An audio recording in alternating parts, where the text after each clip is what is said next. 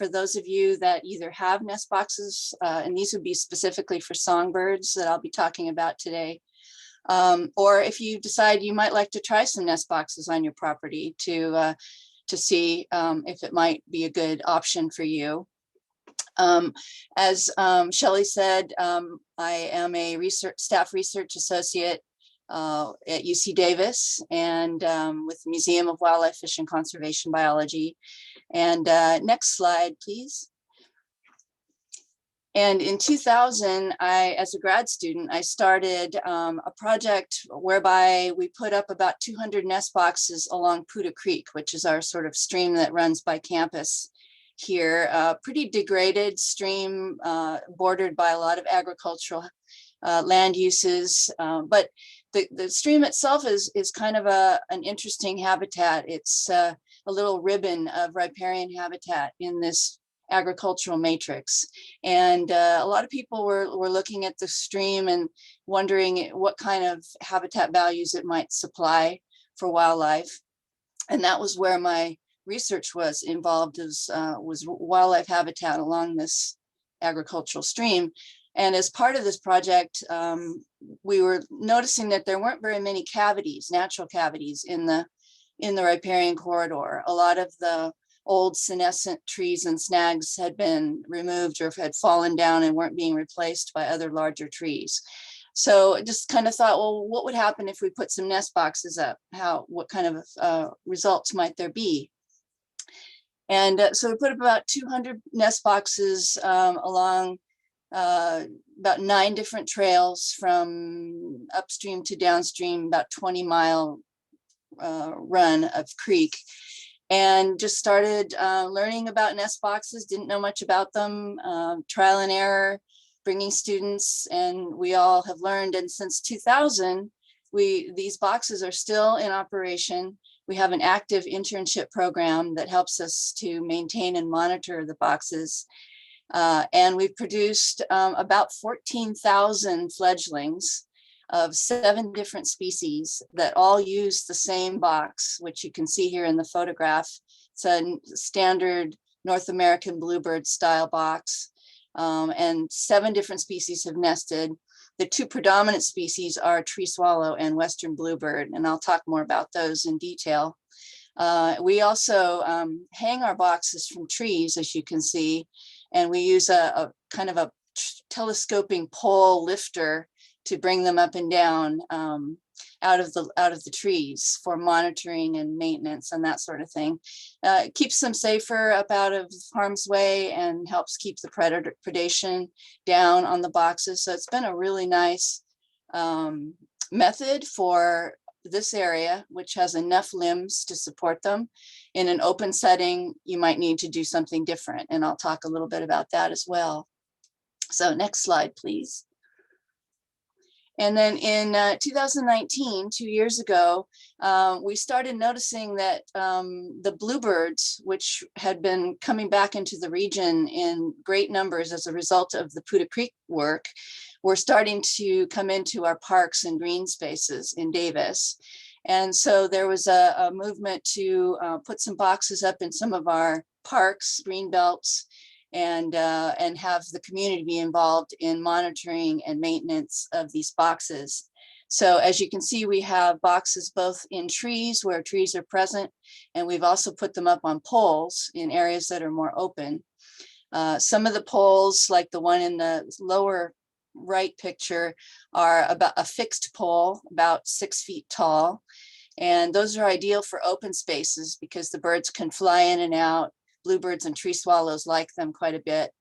And then on the upper right-hand side is a telescoping pole apparatus where we have 2 poles that slide in and up and down, one inside the other, that are attached with a pin in the open position. And these boxes can go up to 9 or 10 feet high, which is nice for getting them up out of the way in actively air places where there's a lot of visitation, and it also helps prevent predators and that sort of thing as well. Next slide, please. So just a little bit of background, and again, I'm talking about songbird nest boxes. You've seen barn owl nest boxes, which are fabulous. and a great tool in an agricultural setting. We're focusing on the songbird nest boxes, and this is a nest box at Blue Heron Farms. It's as you saw, mounted on a fence line, and these are some tree swallows that are visiting this box.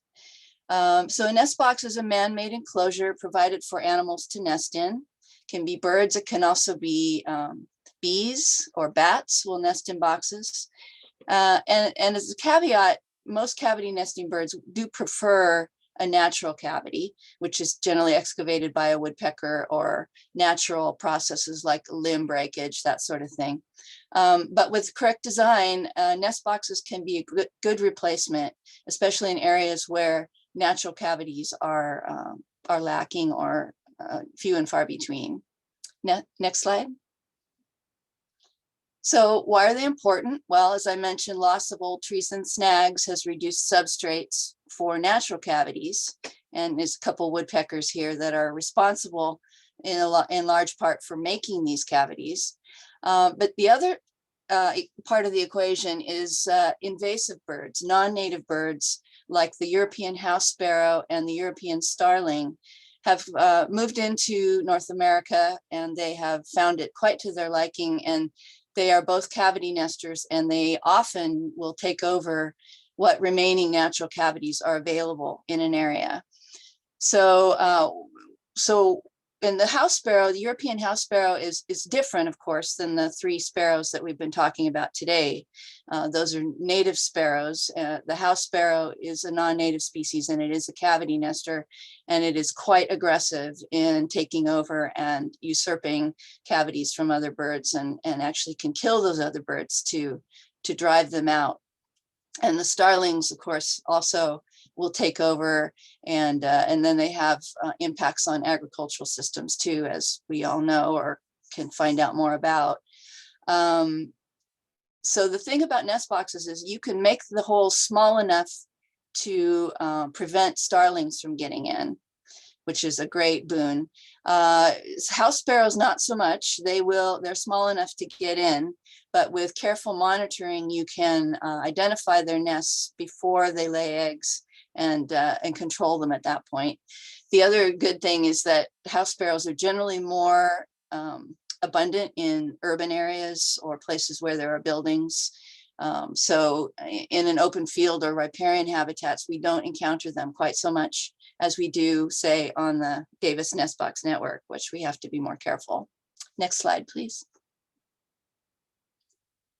So which birds use nest boxes? Well, this often depends on what area you're in and the type of habitat that is surrounding you. Of the 85 North American cavity nesters, about 36 will also use nest boxes, and that's from the East Coast to the West Coast. Of course, here in the West, we have our own suite of species, and in the coast, the suite of species might be slightly different than here in the Central Valley, where I'm located. Here in the Central Valley, some of the big ones are the tree swallow and the western bluebird, house wrens, white-breasted nuthatches, oak titmice, and ash-throated flycatcher, which is primarily a riparian species. You probably won't get that much in a farm setting. And so it's a variety of birds, and what you want to do is before you start your project is to research the birds that you might find in your area, and then design the boxes and the settings for those specific species that you might want to attract. Next slide, please. So just to kind of show you what you might see if some of these birds take up occupancy in your boxes, the tree swallow adult, and then the next column is what their nests and eggs look like. And then the third column is what the chicks look like when they're either close to fledging or post-fledging. So the tree swallows are very easy to identify. They have beautiful white eggs, and they often put feathers in the nest to line the nest and make it soft and comfortable for the chicks.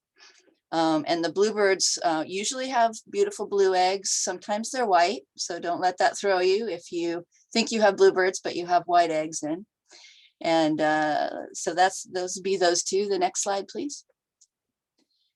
So the house wren has a very interesting strategy. They fill every available cavity in their territory with coarse sticks, like in this photograph.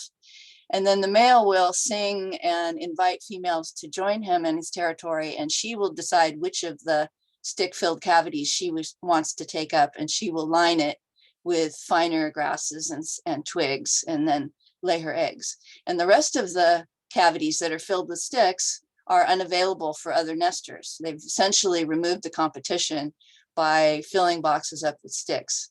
So that's one of the strategies. If you do have house wrens in your area and you want to make your boxes available to as many birds as possible, you would want to wait for a little while and see which cavity or box the house wrens took up, and then remove the sticks from the rest of them so that the other birds can also use them. So there's lots of little ins and outs of monitoring. At the end of my presentation, I will provide a bunch of resources and references to some of the really great online references online that you can go to find out all the ins and outs about nest boxing. And so there's plenty of information out there to help you. Next slide, please. So just the last two, ash-throated flycatcher, white-breasted nuthatch, just to show that a lot of birds put fur in their nests. They line their nests with fur, again, to make a soft, comfortable bed. There's also thought that maybe the fur helps deter predators because they smell the fur of, say, a skunk or some other species that's already been used in the nest, and then that will deter them. The jury's still out on that, whether it has any effect, but they certainly do it, and a lot of birds do. So it must have some sort of adaptive value. And plus, there's lots of fur around that they can find. So next slide, please. So one thing to consider is the right bird, the right box. We've been really lucky, as I mentioned, that 7 different species have used one type of box that we've used, that we're using. It's the North American Bluebird style box with its distinctive dimensions and features. That's partly because I think that cavities are at such a premium that birds are really keen on using just about whatever they can find. But it also shows that they're adaptable.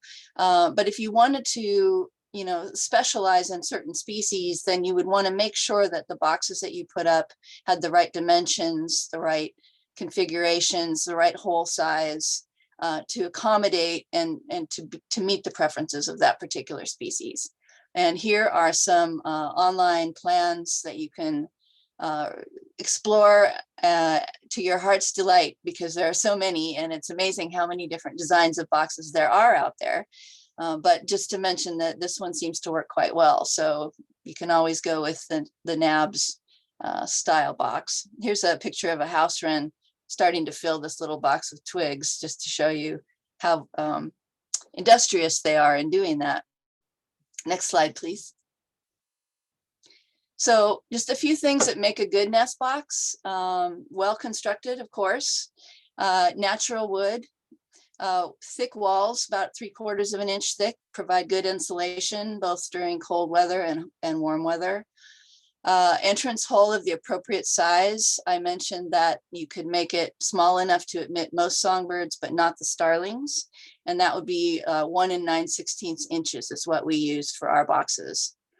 The entrance hole needs to be far enough from the floor that, say, scrub jays or other birds that might perch in the entrance can't reach down in and snatch chicks or eggs out. So if they're too close to the hole, sometimes predators or other birds can get their head in and pull things out. It's extended and sloped roof to keep the rain out. A recessed floor and drainage holes to keep the interior dry. That's something that's really important. You can see in this picture that the floor is recessed a bit up into the body of the box so that the moisture coming down along the outside of the box won't wick back up into the bottom and make the nest area moist and colder and wet. So that's something easy to do that you can help keep your box warm and cozy. Rough or grooved interior walls to help the fledglings get out when they're ready. We find you don't really need to put the grooves in, that just a rough surface on the inside of that front wall is enough. Ventilation holes up in the top, or open areas like a slit or slots where you can get ventilation from through the top and the bottom. It helps a lot in our hot California summers. Front or side panel opening, either one is fine, whatever you like. Just something that you can open up completely and scoop out the nest material that collects in the bottom of the box. And then no outside perches for these boxes, because you don't want to create places for predators or other birds to sit. All the cavity nesters don't need a perch on their box. They just fly right to the hole and go in. Next slide, please. So there's a lot to think about where and how to place a nest box. These are some pictures of some different predator guards and things that you can put on, or sun baffles, and all of that is online. You can read about it. I just put it in here to kind of show you what the options could be. You can mount boxes on poles or fences, or hang them from tree limbs. Generally, hanging or pole mounted boxes are safest. Sometimes on the fences, the predators can get in a little better. One thing I didn't write here, but I want to mention is that the boxes should be spaced at least 200 feet apart if you want them to be available to the same species, because you want to be able to accommodate the territorial distances of a bluebird, for example. If you were going for all bluebirds, you'd want to put all your boxes at least 200 feet apart. If you want to have other species, you can pair the boxes more closely together. So you might, if you put them 15 to 25 feet apart, you could get a bluebird and a tree swallow, for example, nesting together. So something to think about in maximizing your space.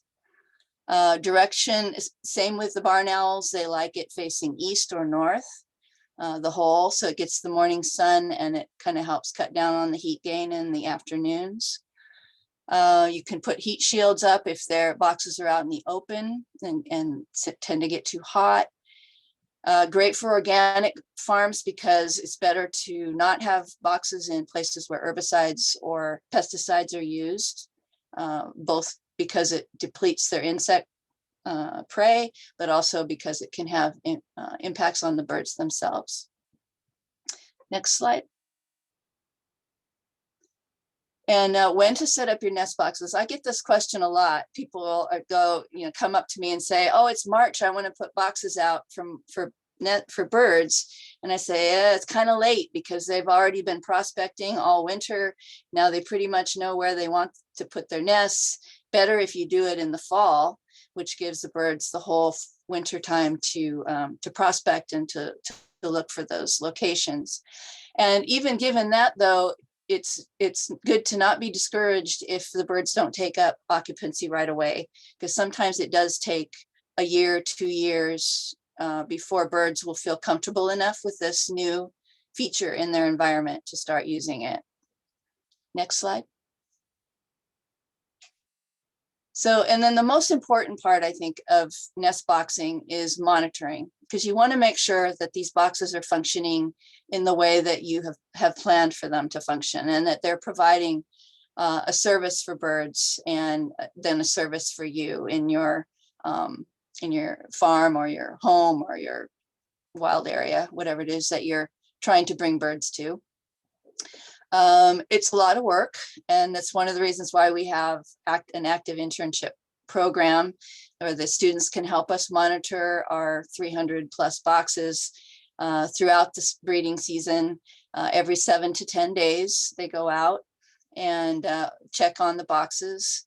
You want to, early in the season, you want to make sure you don't go too often, or that you don't open a box if it looks like birds are newly sort of prospecting on that box. If there isn't a nest in there, and it's early on and they're kind of checking it out, but they're kind of nervous, you just stand back and just wait and come back later if it looks as if they've taken up occupancy, because it will put them off and they may never come back if they're deterred too early.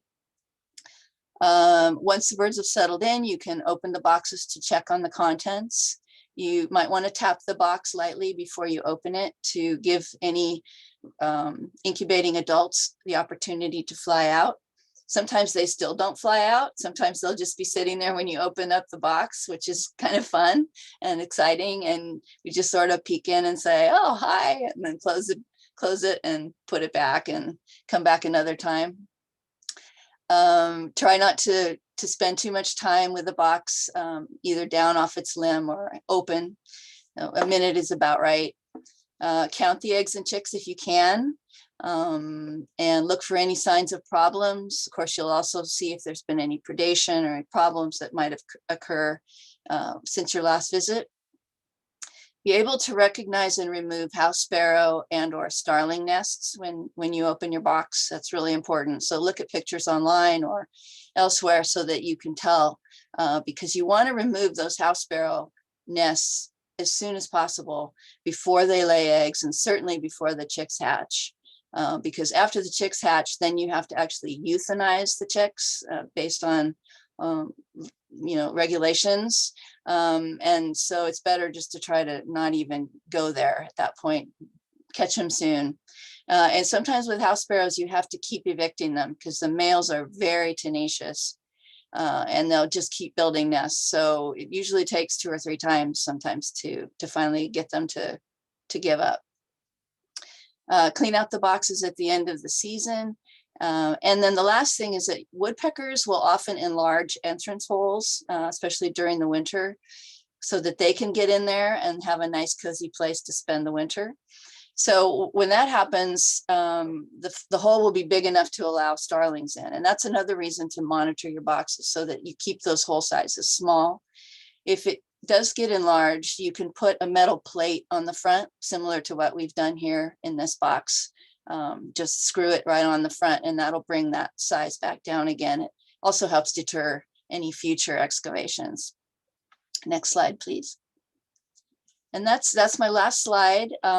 These are 3 great organizations. The California Bluebird Recovery Program I've been involved in since 2000. It's a local program with great volunteers. There's actually some of the members are on this call today, on this field, the virtual. And they have lots and lots of great information and are very helpful. North American Bluebird Society likewise has tons of information, nest box plans, monitoring plans, data sheets, you name it. And then the Cornell Nest Watch is a great program that actually takes data, as does the California Bluebird Recovery Program, by the way. It's a great organization to send your nest box data to. Both of these, Cornell and CBRP, will accept data on number of eggs produced, chicks, fledgling species, and it all goes into these citizen science databases that then everyone can access, and that are also used for research and more providing information for other projects and research projects too. So definitely hit those up, and I'm here for questions as well. Thank you.